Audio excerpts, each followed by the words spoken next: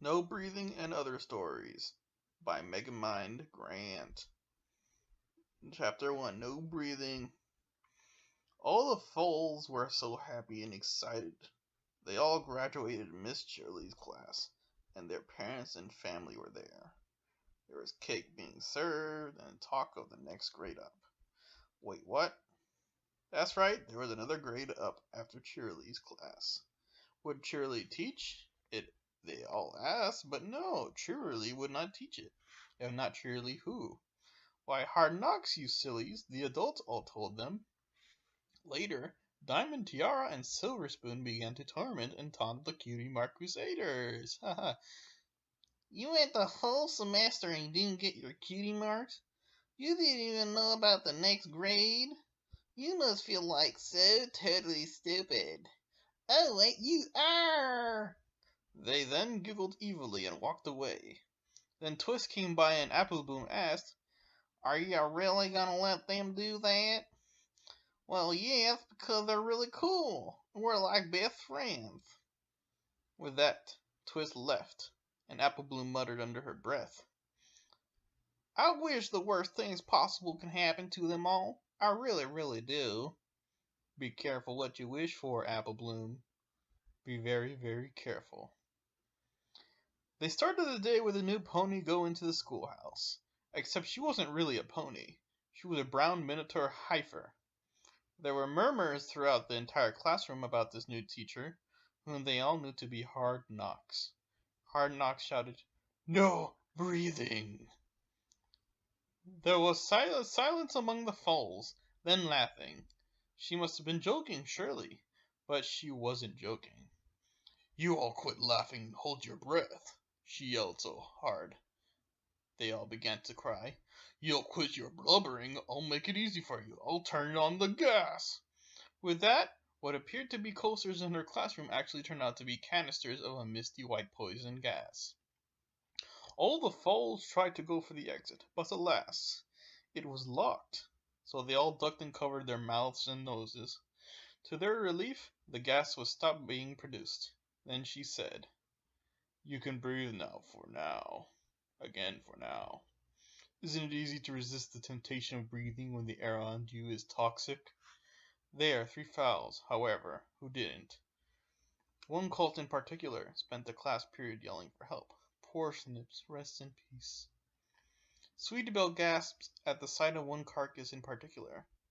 Oh no, that's Button Mash. Button Mash had been screaming his head off the entire time, not unlike how he screamed his head off at pretty much everything. That's a shame, Apple Bloom replied. He was very nice. Sweetie Belle saw all the dead foals and was crying, with Apple Bloom patting her on the back. Scootaloo sought to cheer them up. Look, there's Twist! Twist's death was slightly unusual for the casualties that day. She actually did what the teacher said. She just held her breath. She was probably just too weak to survive the ordeal. That cheered up Sweetie Belle and Apple Bloom in a flash, as they looked upon Twist's body, which was quite obviously dead. Hard luck, Twist, Sweetie Belle chuckled. Always knew you were a bit weak, Apple Bloom added. Okay, so much for be careful what you wish for. Still, that was hardly enough consolation for Scootaloo. She decided to go to the favorite hangout of Rainbow Dash. Rainbow Dash? Were you allowed to breathe during your lessons during 5th grade? Rainbow Dash seemed to think for a short time and then said, Of course not. I was tough back then. Scootaloo asked, Wouldn't that have been very bad for your brain? I don't know, Rainbow Dash replied, and I don't care. Then she proceeded to dash off, and hit her face on a tree, otherwise known as a Fluttershy. I'm okay, she shouted and flew off. Scootaloo looked up to Rainbow Dash, but she had to admit Rainbow wasn't a super genius, and she wondered if not breathing had something to do with it. Long ago, in early pony culture, back before there was love and harmony and all the crops were frozen, ponies had many desperate attempts to reduce the populations, to save resources and thus extend their races longer. Love and harmony were discovered, and the need disappeared. But the chieftains had other plans. When upon observing that colts were more likely to suffocate than fillies, that the chieftains of ponies decided to make surviving class even harder. to reduce the chances of potential rivals of mates for their sons, who were always allowed to breathe during lessons. Then, generations later, some of the chieftains got greedy and wanted more wives, and younger ones too, and no longer for sons, but now for themselves, making the rules even harder still. That meant if you were caught breathing in lessons, you would have to put up in a dungeon for weeks, and then start the semester all over again the next year. Over time, the ponies quite forgotten all of this, and began to just keep doing it, assuming the gods would punish them if they didn't.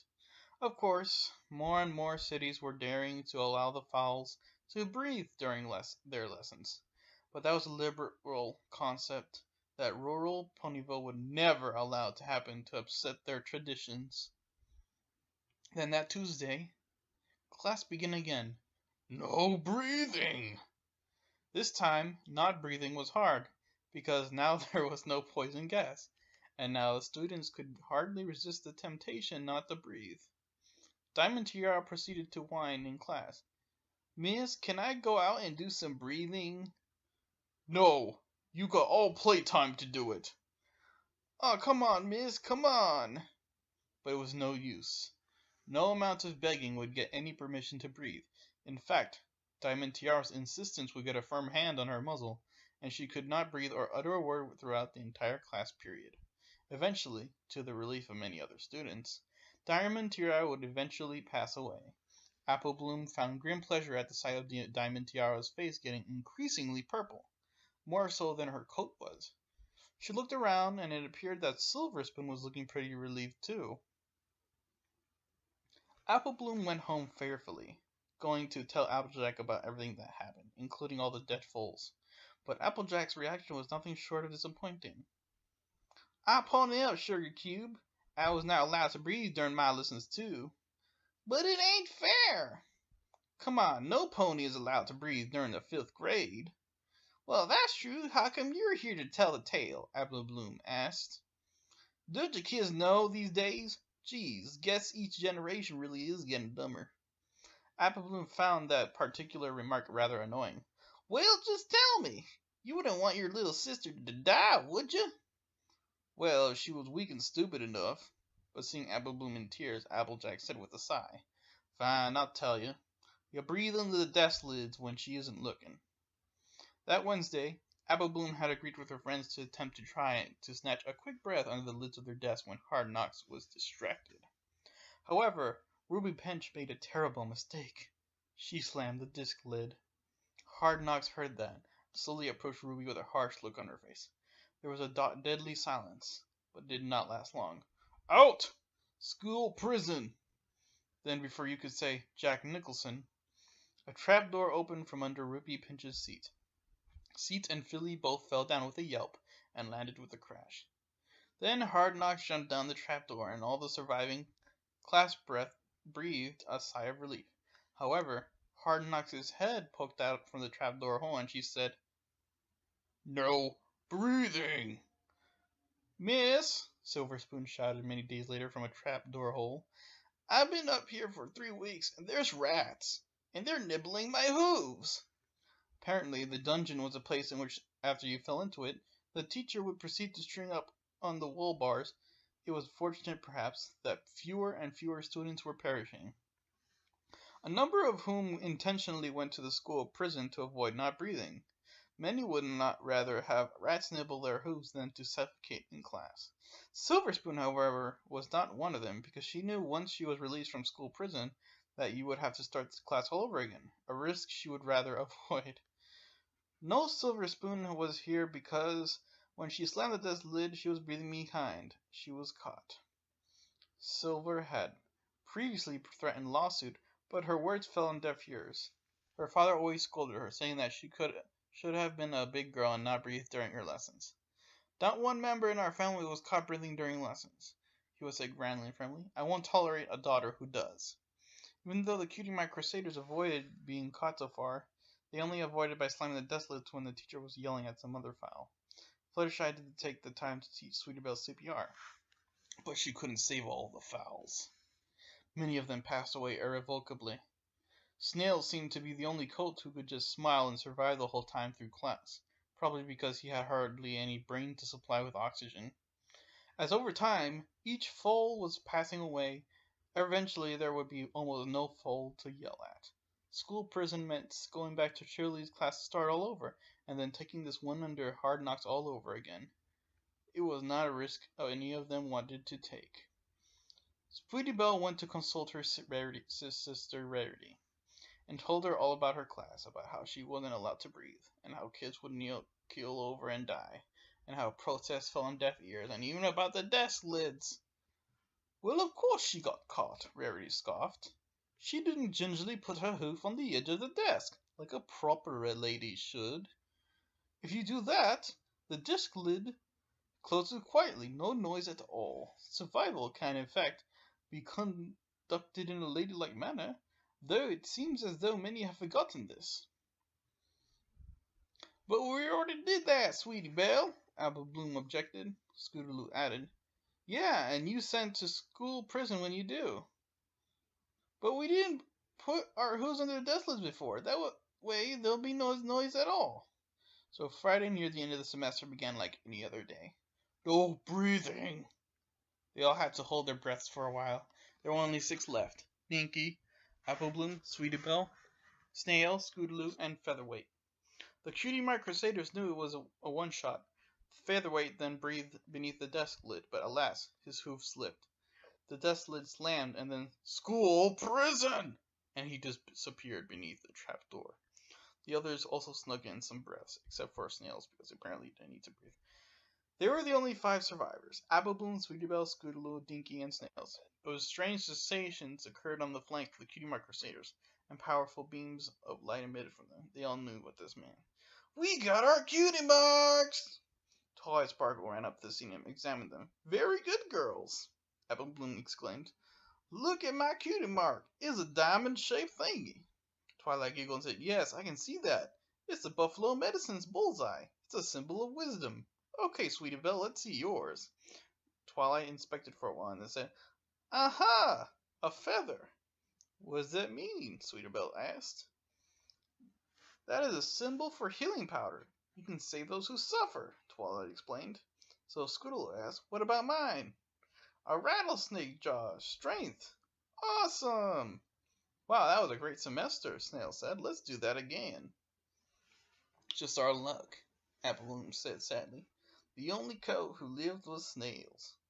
I guess our only choice is for husbands later in life will be the older Snail, and city folks are Spikes, sighed Sweetie Belle, who was really hoping for Button Mash. Forget Spikes. Twilight is now using the Hard Knocks method of education on him, Evelyn explained out of Twilight's earshot. I doubt he'll last long. I call dibs on Big Mac, cheerfully yelled Scootaloo. I'll so marry him when I'm older. No way, he's my brother.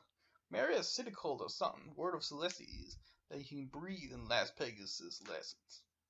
Plus, Sweetie Belle added, you're forgetting the colts that got sent to school prison like Rumble. They'll be released soon, and we can tell them how to breathe without being caught. Maybe they'll survive. Scootaloo sighed. Only one can hope. There was Monday, and if there was the only 5 survivors in class. As usual, the teacher came in. As usual, she sat down. As usual, she shouted, but it was a different shout. Take your tests! However, not once did she shout, no breathing! In fact, after she passed out the test, Scootaloo had the nerve to ask a question. Is it okay if we breathe during the final? Almost frighteningly, Hard Knocks beamed warmly. Absolutely! I was always told as a cow to not breathe during finals. I really hated that. Of course you can breathe during finals. Apple Bloom was relieved to hear this. An easy day for once, or was it?